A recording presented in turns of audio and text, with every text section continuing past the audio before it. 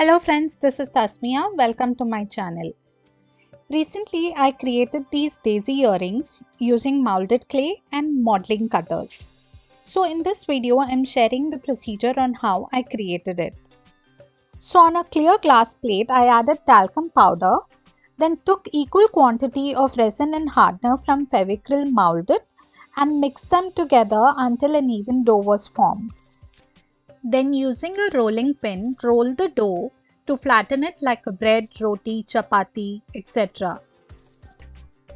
I bought these modeling cutters from Amazon. So before the clay hardens, I quickly shape the clay into daisy patterns in two different sizes. I let it set until it hardened. When it was semi-dry, I punched holes in one of the petals at the end to add the jump rings.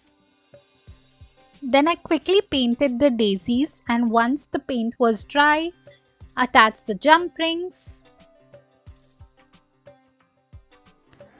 Then attached the stud base at the back with B7000 and used a masking tape so that the stud base stays intact until the glue dries.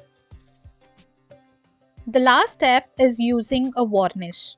Varnish helps in non-yellowing and resisting of dirt. Here I am using a varnish from Brusto.